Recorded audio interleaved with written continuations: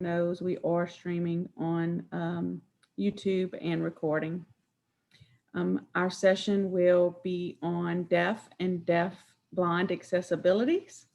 And we have four exceptional panelists I'm so glad to have here today. Jamar Ennis will be the moderator for this session. Just want to remind everyone, we're gonna work with our YouTube channel to make sure that we are spotlighting the person who is doing the ASL interpreting. This session will be a little bit interesting, but we are going to work to make that accessible. And please let us know if there is some component that is not accessible. And so without further ado, I will turn it over to Jamar Ennis, who is our moderator. Jamar.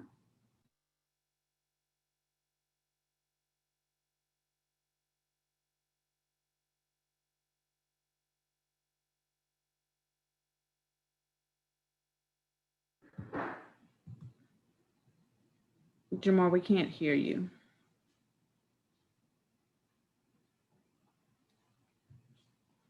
And we don't see the mic on.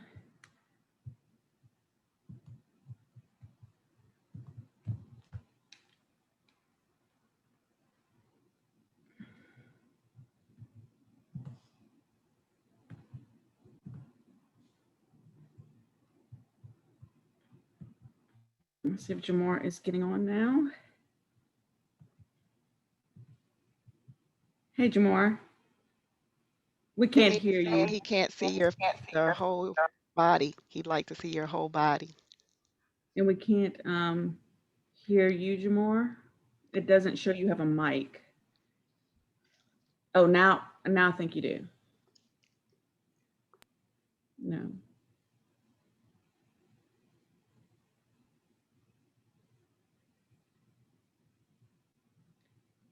While Jamar's working on that, I will, Jamar, you can jump in whenever. I'll go ahead and introduce the panelists. We have Natasha Aymani. She is the Helen Keller South Regional Representative in Region 6, which Region 6 is Arkansas, Louisiana, New Mexico, Oklahoma, and Texas. And she is based in Baton Rouge, so we're glad to have her here in Baton Rouge. Our second panelist is Jimmy Gore. He is an advocate, teacher, inventor, author, community leader, and super proud father of two brilliant deaf boys. You can read Jimmy's full bio and all of our presenters' full bio on the link that everyone receives, and we will drop that in the chat as well. We also have Amy Shamburger. She is deafblind and studying to be a social worker and wants to help the deafblind community to strive for its best. She recently became the Louisiana USH Coalition Ambassador, and she is teaching American Sign Language and an advocate for the community with deaf focus. And lastly, we have Erica Wallace. She became deaf at age 6 and was mainstreamed with assistance of an ASL interpreter.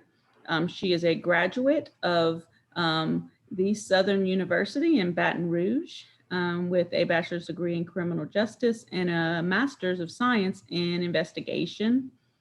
And you can see her complete bio at the link. And I think we are still waiting on Jamar. Can you hear me? Yes, we can hear you now, Jamar. Great. I deeply apologize for the delay and my technical difficulties. And thank you, Bambi, for introducing our distinguished panel guest. So without further ado, we have this wonderful panel, and we won't have any formal presentations for the next hour. However, there are some really good questions that we received to help guide our discussion relative to deaf culture and accessibility. And since our panelists we have everyone here, Um, what we like to do is ask each of you some various questions that our guests and our participants have wanted to present to you to better understand the needs of individuals who identify with hard of hearing, who are deaf, and who are deaf-blind. So again, thank you all for your participation, and we'll go ahead and ask with the first question.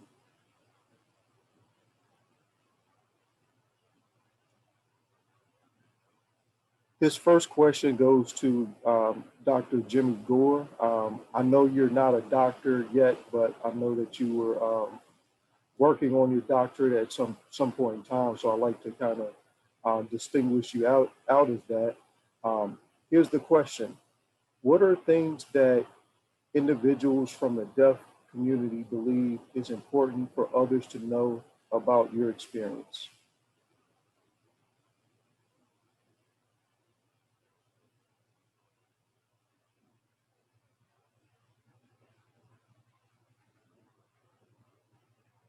So this is Jim saying you wanted me to answer that question, correct? Yes.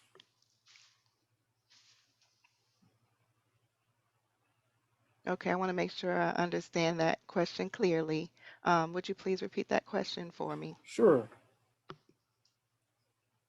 What are things that you, as an individual who identifies um, with being deaf, um, that you would like the community to know um, what's important about your experience?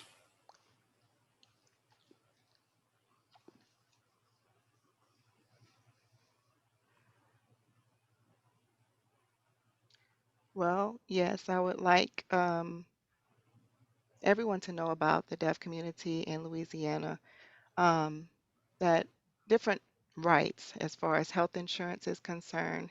I want to make all of them aware that they have rights to access in Louisiana. Um, for example, like a good example of that is captioning. Um, I'm sorry, excuse me, not captioning, that would be language access. For example, um,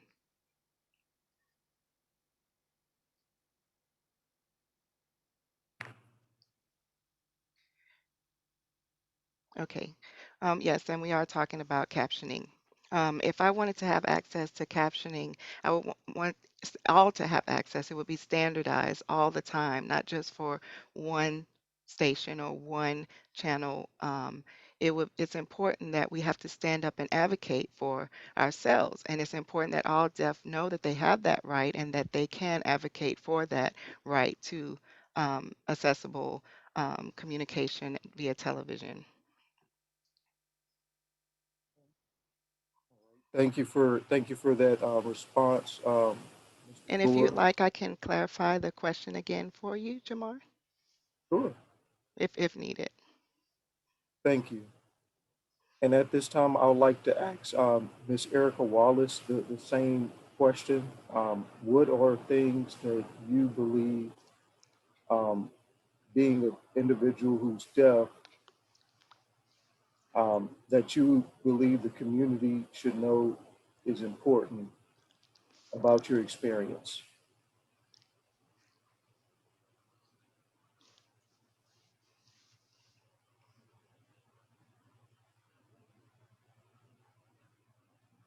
As stated in my bio, I became deaf at 6, and now I'm older and I still see um, limited accessibility all these years. And I've had to fight for accessibility to different things. For example, getting an interpreter for a doctor's appointment, I still struggle many times with different organizations. Um, I have to request an interpreter, and they say, "Oh, yeah, well, we'll provide one." But I arrive to the appointment, and no interpreter is there. That's still happening today, um, and it shouldn't. I have a master's degree.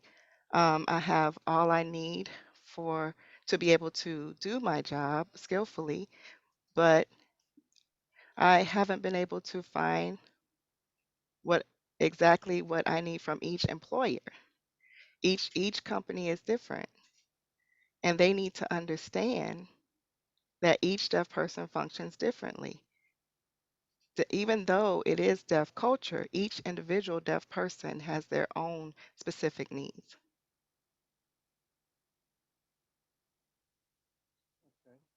Thank you very much, Ms. Erica Wallace, for sharing that.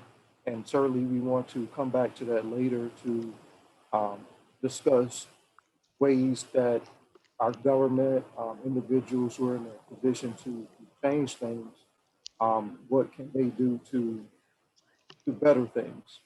Um, and at this time, I would like to ask the same question to Miss Amy Shamburger. And the question again is, what are things that you believe being an individual who identifies as deaf, being deaf and blind, that you would like the community to to know what's important about your experience?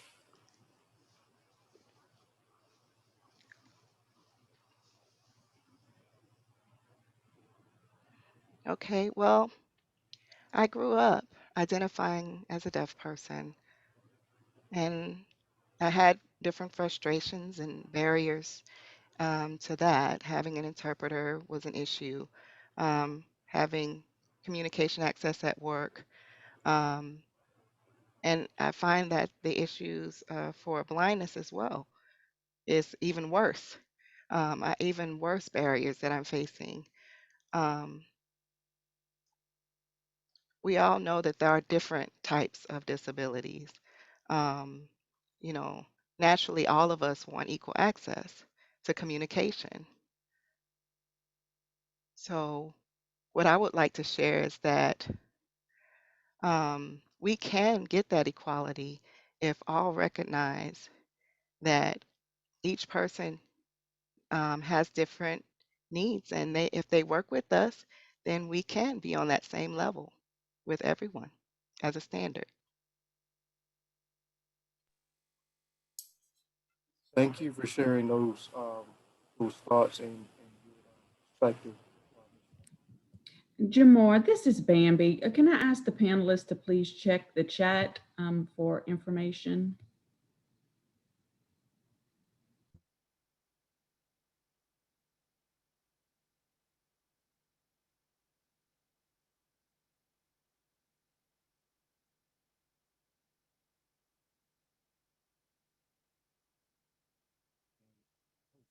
I hope that's better. I apologize.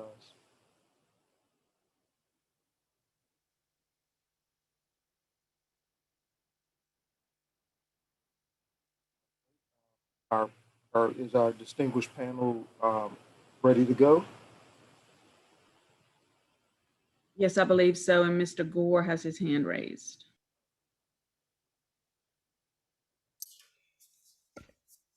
Yes, this is Jimmy Gore speaking. I would like to reply to the comment that was made in the chat regarding legal issues. I would like the legislator to know that we have to work along, we have to work together, them and us together. We need the laws to be enforced, to have good interpreters, licensed interpreters, which we don't have a license situation right now, we've been working on right now. And we want to have a strict access to excellent service, especially in the school system for our youth, because our public school system right now all across Louisiana is in a very dire situation. Frankly, it's terrible. It's really terrible. I've seen it in my own eyes, and the work that is done in the school is not up to par at all. And we need to work with legislation. The Louisiana Commission for the Deaf will be involved, will be providing support to address that issue. But the law must be followed, and that's the end of it. And also, of course, we have to spread community awareness. For example, when it comes to a restaurant, sometimes we need to contact an agency to enforce captioning to be on television in a restaurant at all time. And it shouldn't be that difficult. Just leave it on constantly. And there's no extra cost for that type of accessibility. We need to educate public places so that they make small accommodations like that. And like we've been saying, we are humans. We're not that different from anyone else. We are humans. I mean, hearing people don't sign, we don't hear. Hearing people don't know sign language, do we call them disabled? No, we don't. So we're just the same. We speak a different language.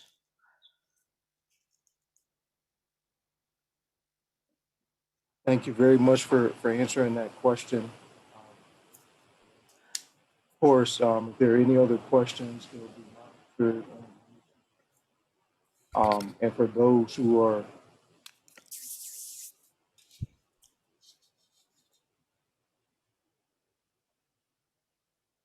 can everyone hear me?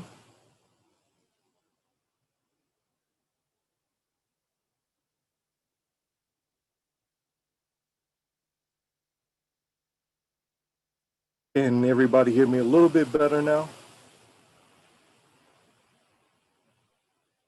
All right, thank you. And I apologize for the technical difficulties. Please feel free to jot down your questions in the chats, whether you're on YouTube and or Zoom, and our panelists can see them and reply to them accordingly. All right, so my next question is for Natasha. In your role on a national level as a representative for the Helen Keller National Center, as a regional representative, how can Louisiana improve access for the deaf and the deaf-blind community?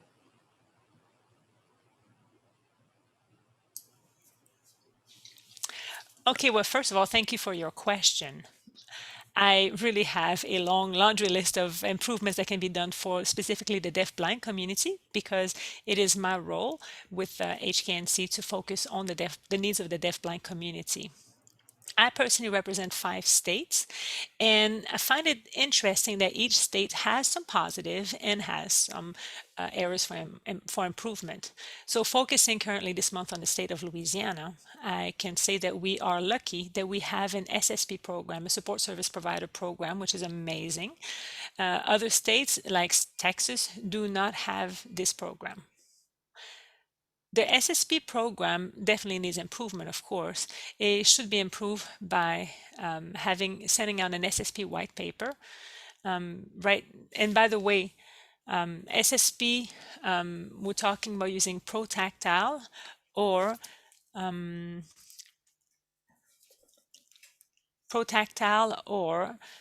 haptic sign language.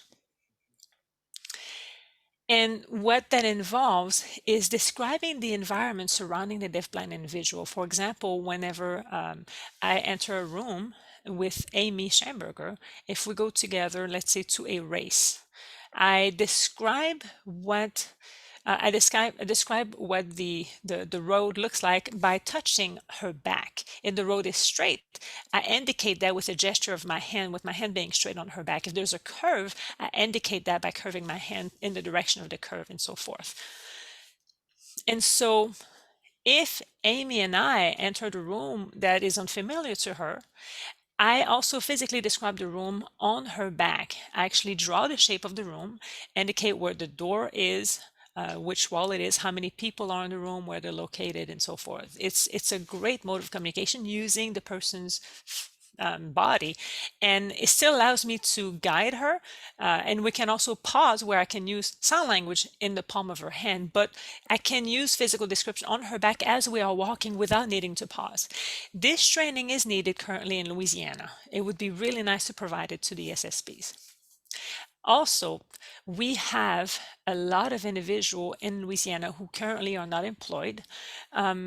We have several who have degrees, but because of the negative stigma and the misunderstanding that employers have, it limits their ability to work. So this is something that we tend to change, the idea of the stigma that deafblind individuals are unemployable. Also talking about children.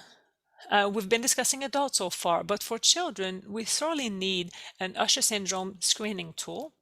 And currently in Florida, there is the location where they provide the screening tool for Usher syndrome. And by observing, for example, the students who enter school the first day, they are screened right away. And those students are monitored every 3 years to see if there's any change to their vision, because Usher syndrome is a progressive is a progressive situation where the vision goes down through the years. In Louisiana, we have the highest occurrence of Usher syndrome in the state. We are called it's called Usher syndrome K1C, and it is, I'm sorry, it's type 1C. Thank you. So we have the highest occurrence of that. And of course, Usher syndrome comes in different styles, and often is multi-generation generational. So the one that runs in Louisiana is called type 1C. So we sorely need a screening tool to be able to identify youth and who have Usher syndrome and provide the proper tools and services that they need and the proper accommodations. So it's good to start them at an early time. So those are three things that I can think about right now to answer your question, but there are much more. I will just allow another panelist to share their thoughts now. Okay, I greatly appreciate that perspective. And Dr. Gore, I know that you've identified some barriers, things that are considered as impediments and accessibility, at least for individuals with deaf. Um, would you mind discussing more about how to break those barriers, and, to describe anything that legislators, public servants can do to be more um, accommodating to the needs of individuals who are deaf?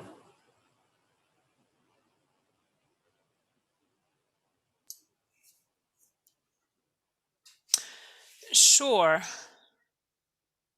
Honestly, legislating is not easy. In the past 5, 6 years, I've been attending legislation. Things are definitely getting better, and we recognize that a lot of bills are being passed. People are more open-minded now. We have Senator Hewitt, who's current, and Representative um, McKnight, who are currently working with us, and both of them have been a great assistance when it comes to legislative needs, helping us writing bills, taking the time to make the necessary modification. As far as accessibility to public places, a lot of things are not changing yet. Often it's a problem of attitude. When people see a deaf person, they have a negative reaction. And so they have a hard time providing the proper accessibility. We're talking about museums, zoos, and restaurants. It's really important to have captions there, just available. And if I go to a restaurant that has caption on the television, it makes me feel included. It makes me feel good. Without, when I don't see captions, I feel like I'm less important. You know, it's very simple. If you go to a restaurant and your television is on, but there's no sound, how do you feel? Do you feel like you're not fully accessing the information, right? Well, it's the equivalent, and captioning is the equivalent of sound for a deaf person. It's tiresome to constantly be fighting. I've been fighting my entire life for things like that. And of course, some change happens through multiple exposure, and also changing people's attitude toward deaf people. There's still a lot of work that has to be accomplished right now. Like Natasha just mentioned, she has a long list of things that could be improved, so many things that haven't been mentioned yet. There's so much work that needs to be done still. Great. Thank you for that perspective. And we do have another question. I'd like to ask Ms. Erica Wallace a question we have participants. The question is, what is the best way to communicate a person who identifies as being deaf if they do not know sign language?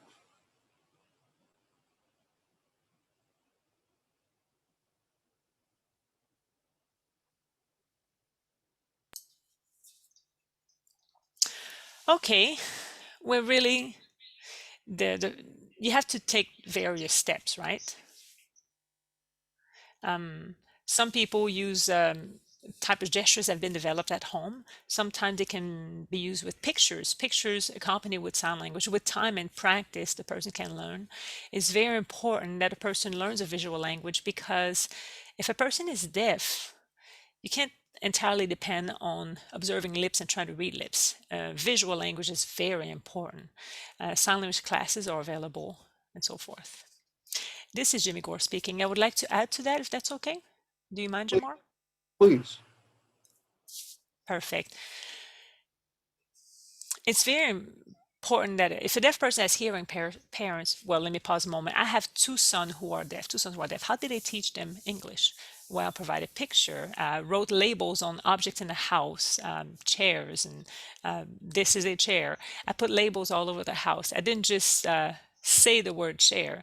I put the entire sentence, this is a chair. And then I signed it. I would have discussion with my children, signing and moving and communicating and pointing. So don't worry about your children learning English. We had we started with that, identifying the furniture in the house, and they picked up English very quickly, and they are doing fantastically. They're very bilingual, so it can really be acquired.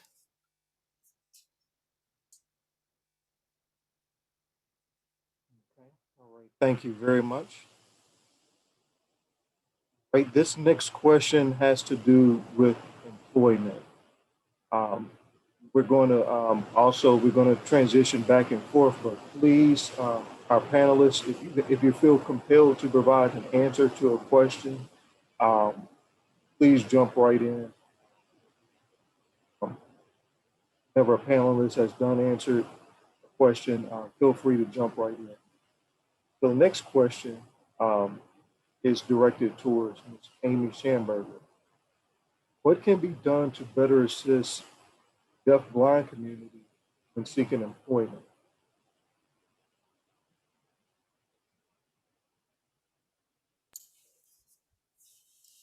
Okay.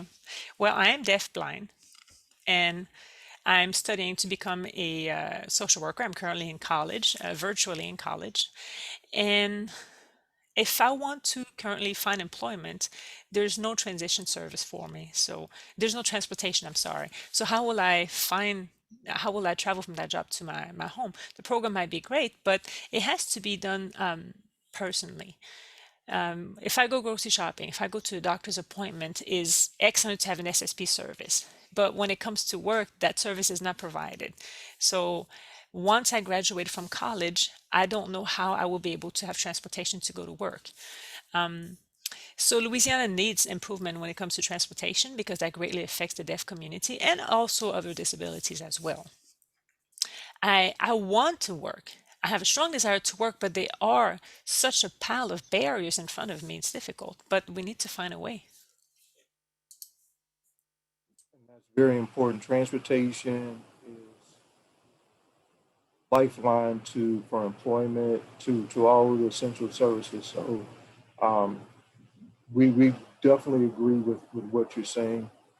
And at the end of this session, we'd like to invite all of our panelists who if they're not already, participate in our GACTA initiatives. We have one for accessibility and transportation. Um, so thank you for that perspective. I'd like to ask the same question in a way to Ms. Erica Wallace. What can be done to better assist the deaf and hard of hearing community when in regards to seeking employment?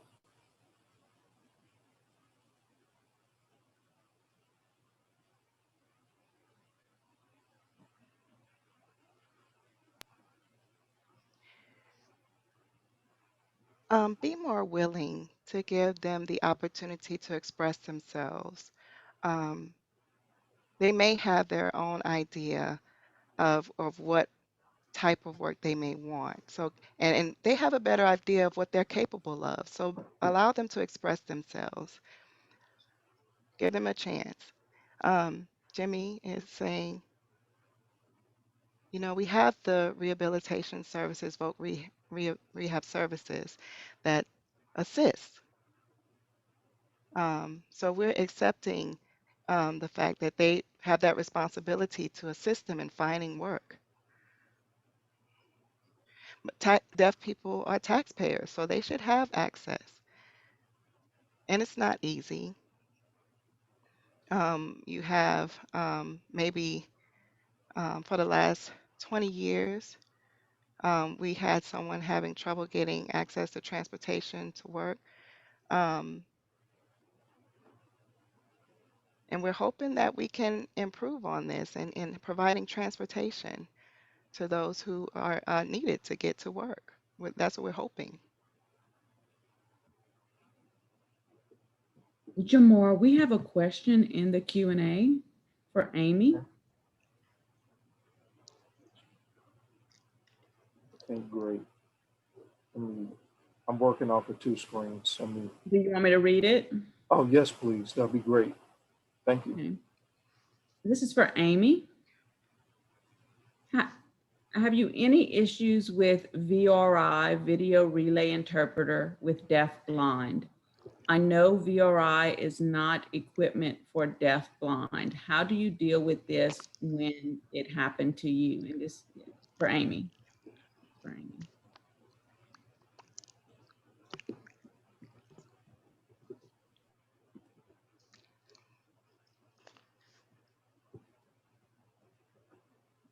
Okay. I recently had an experience with VRI. I brought my daughter to the doctor, and they use VRI, but we usually tend to require a person on site, interpreter on site but we know we have to work with VRI because of the situation we're in now. The screen was very fuzzy. It froze up a lot. And for the deaf blind community, it's best to have an on-site interpreter, someone in person. We really need that. There's a variety of visual cues that we miss because of the limited vision.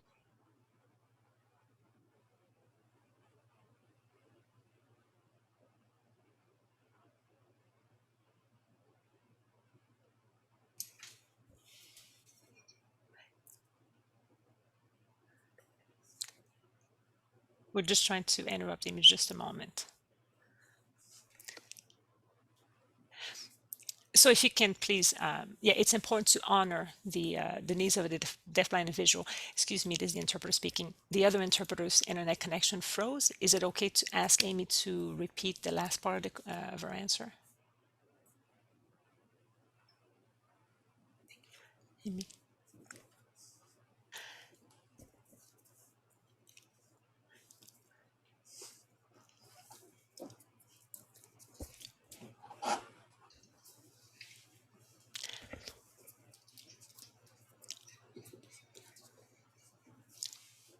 Okay, this is Amy Shammer speaking. Okay, so I'll go back to my experience at the doctor's office. They brought a video relay interpreter. It was very difficult to understand, and I really didn't feel like it didn't feel like a normal doctor's appointment like it should have been. So I recommend to businesses and organizations who provide interpreting services, it's so much better to provide what we call an on-site interpreter, person in the flesh, especially for the deafblind community. You know, vision loss varies. I can see some, but my vision is limited. I experience what is called tunnel vision. So I have to have the interpreter a certain distance and so forth. And in some situation, when it's dark, I might need someone to actually physically interpret in my hands. Needs of deafblind and visual vary so much that they should be adapted, they should be individualized, and VRI, video remote interpreting, is just not a good choice.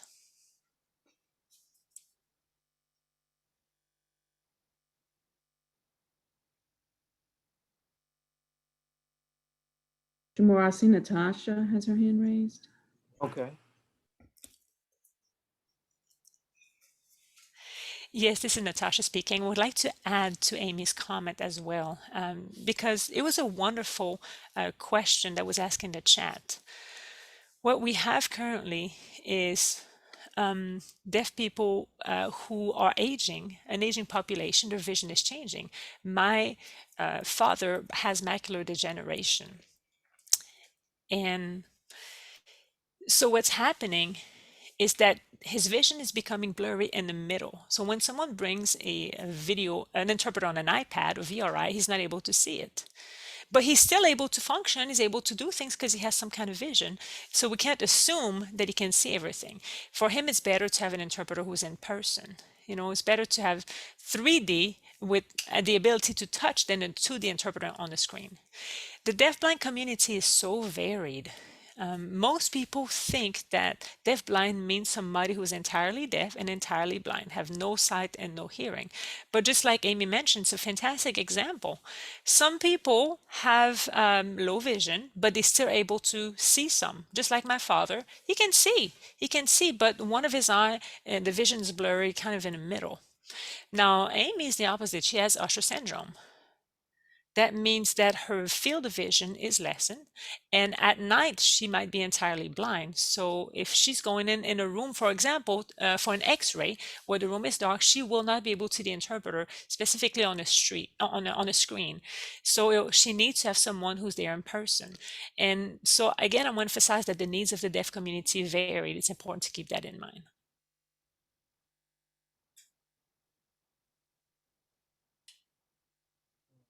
Thank you everyone who contributed to that question. Appreciate it. Next question goes to anyone on the panel. Describe some of the accessible technology used by the deaf and or deafblind that you personally have experienced.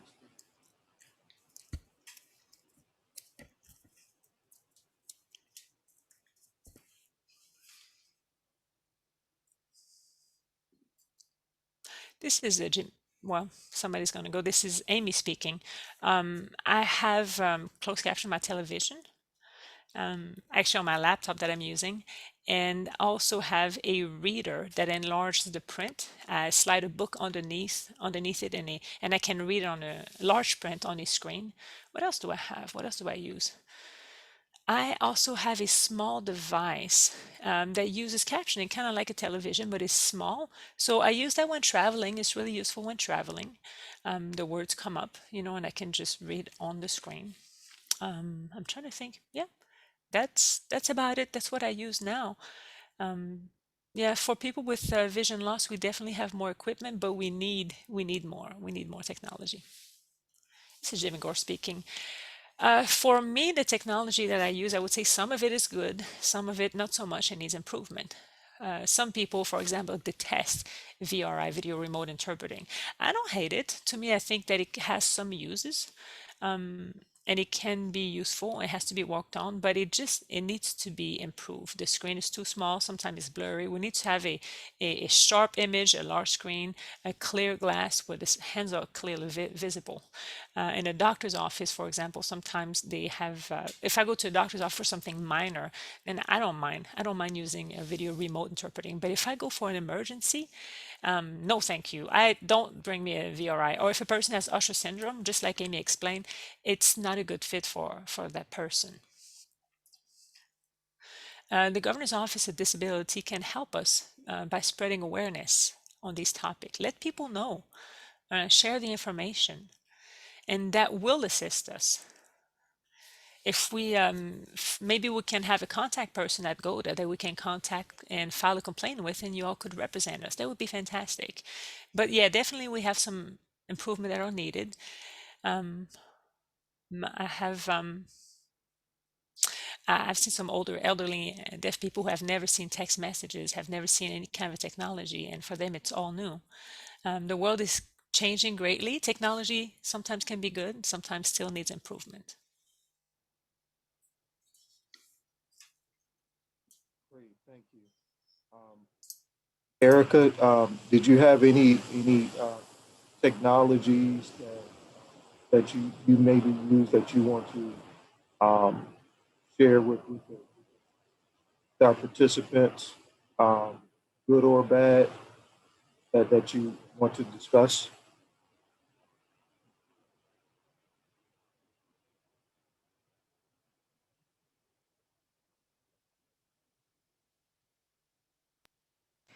Just like Jimmy was saying, BRI is not the best. Um, we do use video phones for relay interpreting, which isn't bad. It's actually perfect for me. And a lot of people use that to communicate over the phone with hearing persons. The TTY, most older people use those types of phones, but the more equipment like LCD, well, the Louisiana Commission for the Deaf and Lighthouse for the Blind, they can provide more information about technology. And Jim Gore says, for example, this is my cell phone. I'm sure you all have one. Um, if I go to the bank and I'm trying to communicate and I call um, or want to call, I can't use a phone in the bank to communicate with them.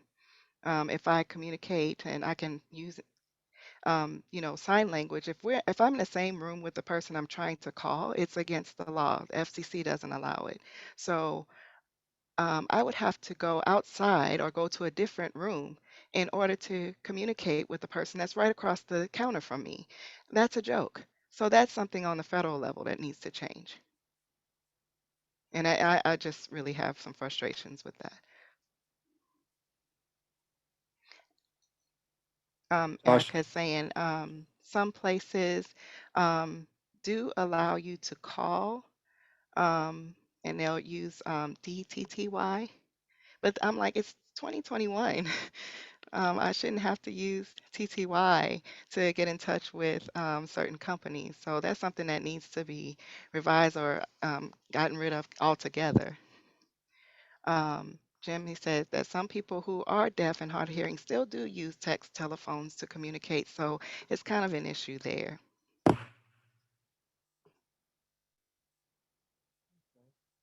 Natasha, I saw that you had your hand raised. Would you like an opportunity to share your thoughts on this? Yeah, Amy, I'll let Amy go ahead, and after that, if I have anything to add, I will. Yeah, I just thought, Amy is saying, I just thought of something, um, communicating with the hearing for someone who is deafblind. Like for example, someone who is visually impaired or who is blind has access to hearing. They're able to use GPS to determine directions, how to get from one place to another. Um, but and for deaf-blind, there's technology needs to improve. Um, Independent living skills for deaf-blind is limited. Those who are hearing have more options. And this is Natasha speaking.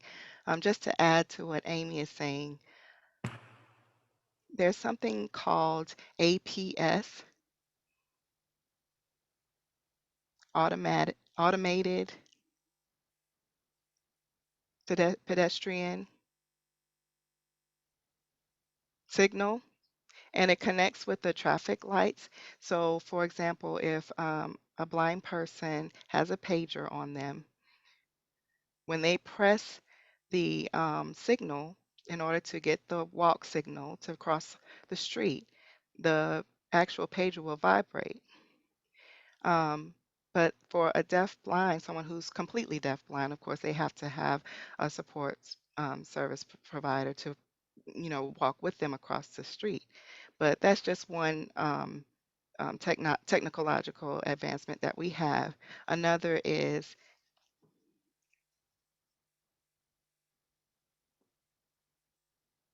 oh, she's freezing up. One moment. Okay, Natasha saying, can you see me? Yes. I'm sorry again. I was talking more about technology, and you see how it goes sometimes with technology. But there's also a program called ICC, I Can Connect, for those who are deafblind, and it's free. You have to qualify, of course, send off an application, but that's where you can receive a free phone, free laptop. Someone comes to assess what your needs are, and what they actually bring equipment out to see what you may prefer to use. If you prefer a CCTV for or other technology,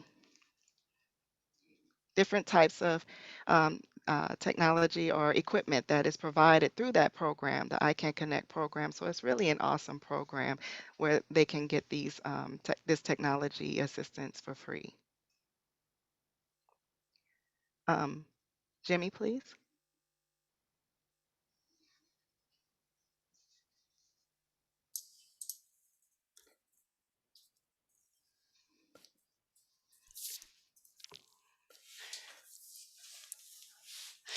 We need to recommend to legislation, LCD or whoever, to invest some money to provide support to the large deaf population who is not able to purchase that kind of technology. Provide it simply at no cost to them. That would be fantastic. If every deaf person now could have, I mean, Natasha, does everyone have it or not yet? What would you say? This is Natasha speaking. For the ICC, the program is under ABL currently, and I think that we only have one trainer right now. We do need more training, but the good thing is perhaps Amy would like to become a trainer, so we could finally have a deaf-blind person who could become who could be a trainer. That would be great. In the state of Texas, they have ICC, but it looks like there are not a lot of deaf-blind trainers. So this is something that we can encourage. Deaf-blind individuals themselves could work on become ACC trainer. This is Jimmy Gore speaking. So ABL has one trainer. How is it financed? It's Natasha speaking. It is done through a company called Perkins, I believe. And it is a federal program. Yes, it is a federal program. And what they do, different states have the program, and ADL right now has been assigned in Louisiana to handle the program. It's very nice. It's very nice. But I think it would be nice to have more trainer. Have only one in Lafayette, and they have to travel all the way to Shreveport, you know? So it would be really nice if there was one in the Shreveport region and one perhaps in the New Orleans region. It would be spread out geographically. I think that would be a great assistance.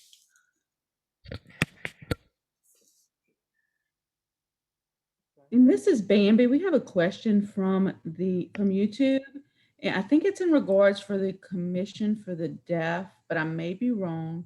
Many nonverbal individuals have difficulty accessing these resources. Will they qualify although they are not deaf, hard of hearing, or blind, or deaf-blind?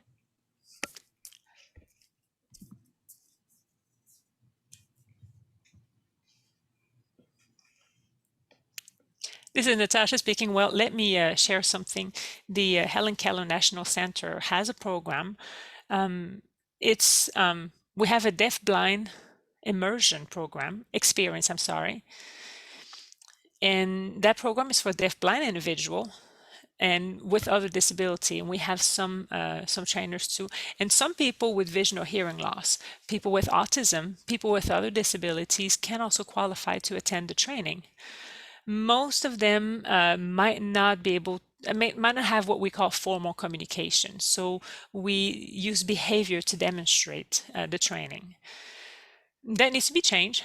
What you can do is go, what happens is you go to HNKC in New York, I'm sorry, HKNC in New York, and the family goes together to learn various techniques.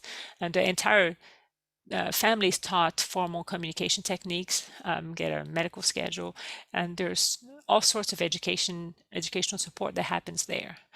And what it does is it helps improve communication and behavior and allows a person to become more independent. So that's one thing that I can think of. It's one of the programs that we have at the Helen Keller National Center.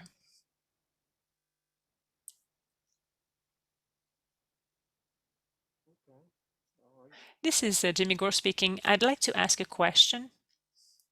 So if a person hears well, you're talking about someone who can hear well but unable to verbally communicate. That's different from our culture. Does the Department of Health perhaps can attend to that? If a person can hear without any problem, they have no hearing loss whatsoever, it doesn't seem like it would be the same needs and the same programs. Can the Department of Health help with that, or whose responsibility would be to assist that kind of individual?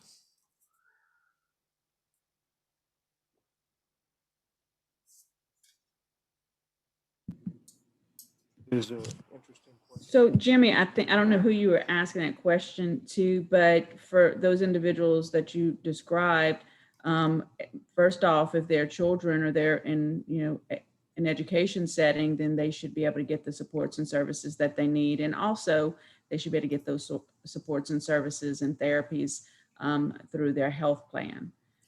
So that's not a comprehensive answer, but those are two options for people who can hear and can see, but can't communicate. Mm-hmm. Perhaps sign language could assist them too. Could be allow them to express themselves instead of verbally. It could be visually. Young children could be taught sign language and allow them to make more connection. I believe that sign language is human. It is innate. Everyone has it in them. Whenever we find the human body cannot do one thing, it finds another way. Sign language doesn't necessarily have to be connected with deafness. It is part of our humanity. And whenever there's one barrier, humans find a way to overcome that barrier. So sign language could be a gift for those people who can hear well but are not able to communicate verbally.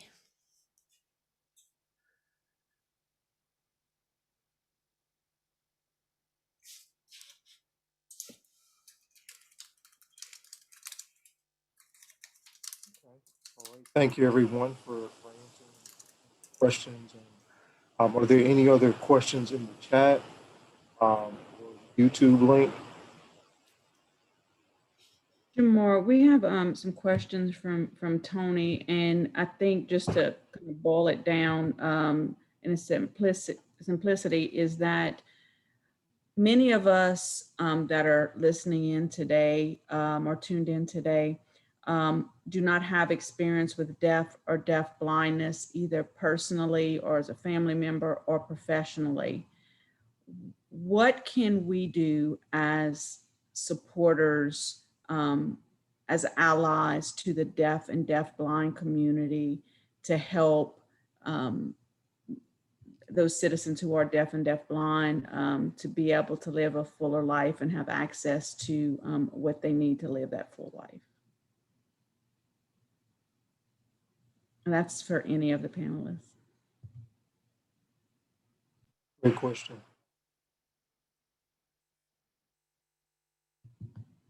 See, Amy?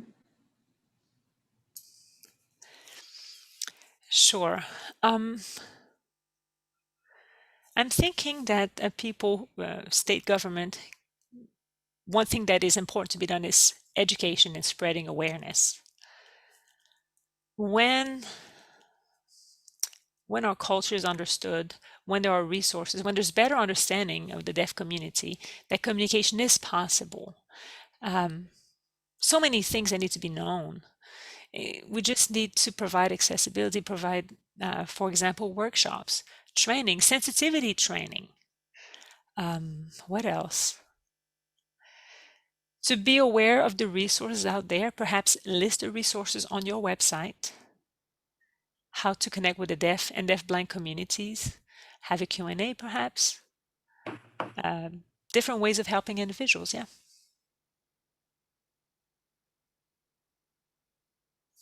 This Great is Jimmy question. Gore speaking. Oh, this is Jimmy Gore speaking. When it comes to accessibility, really, education is the key. Education, learning about deaf people, patience, of course. Deaf people have to be patient, hearing people have to be patient, learning the process together. We have a long way to go. And I think it will never be over. We'll never be 100% successful. But the point is we're continuing improving, and that's what we can celebrate. The job is never over, right? As long as we're alive, we're never done. But we have to be positive. We have to continue educate. We have to continue pushing for improvement. Educate, educate, educate, I think is the key word.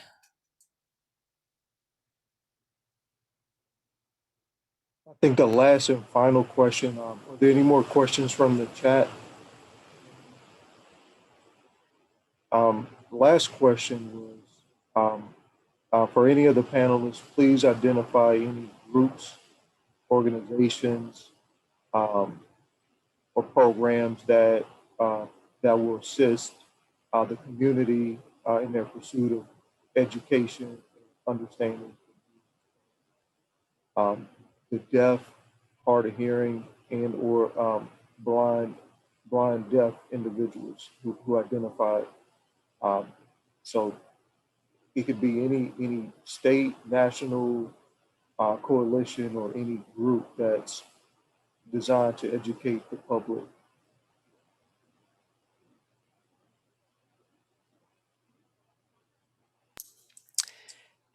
This is Amy speaking. Deaf Focus has been a great advocate in providing awareness to about deaf and deafblind community. The Louisiana Usher Syndrome Coalition is brand new. We are still in the process of, of learning and working through the kinks, but it's great to connect online. LAD, the Louisiana Association for the Deaf, is here.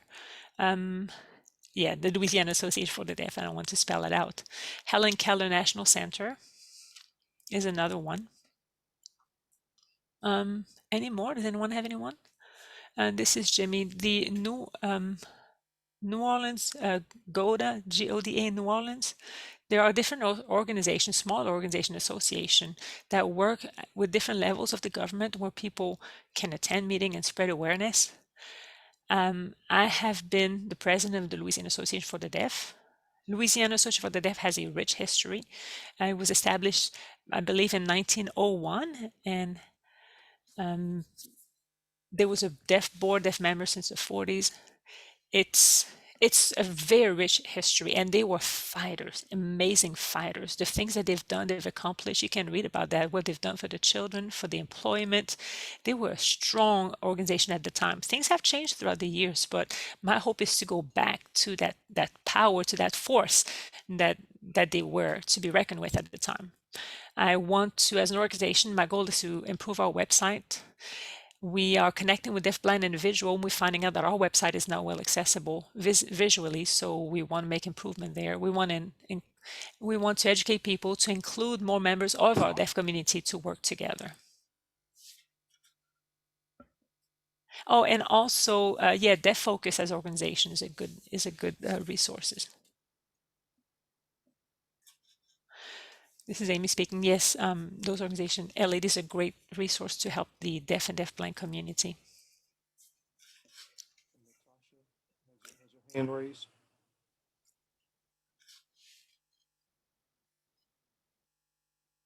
Natasha, whenever you're ready. Yes, this is Natasha speaking.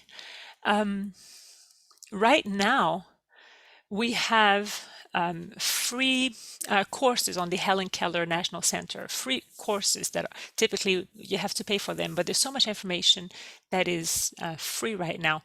Haptics is happening right now. Let me tell you, it is fun. It is an 8-hour course, but I recommend to have someone with you while you learn. Sit with someone in a row. Most of the courses are only information. You can actually get a degree. It's not accredited. It's only a training. But if you're interested in perhaps having a conference, to have one of our staff coming present to give you more in-depth training, we're happy to do that too.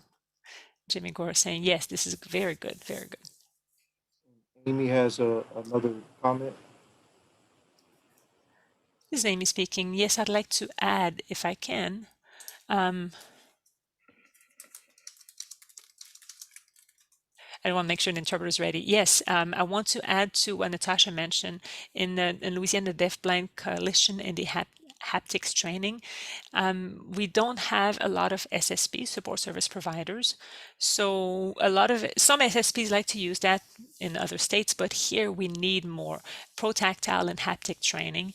It would be a great assistance to deafblind individual to have more of a feeling of awareness for the environment, know what's around them.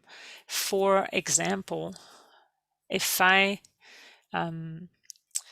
person was entirely deafblind with no vision, no sound accessibility, it helps to know who's in the room, what kind of objects are in the room. And haptics training make it so much simpler, provide great assistance. The table can be located on the drawing of the room on the person's back, the chairs, the locations of people. And I would like more people to have this type of training so that they can have more conversation with the deafblind community. That would be great. This is Jimmy Gore speaking.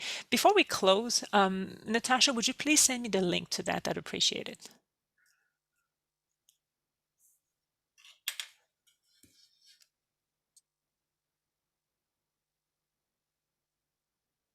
Well, thank you to everyone. Thank you, Jamar. You did a great job moderating this panel. It's very informative. We certainly appreciate Amy, Erica, Jimmy, Natasha, all of you for the great information that you provided. We will go ahead and end the session now. I'll stop the recording.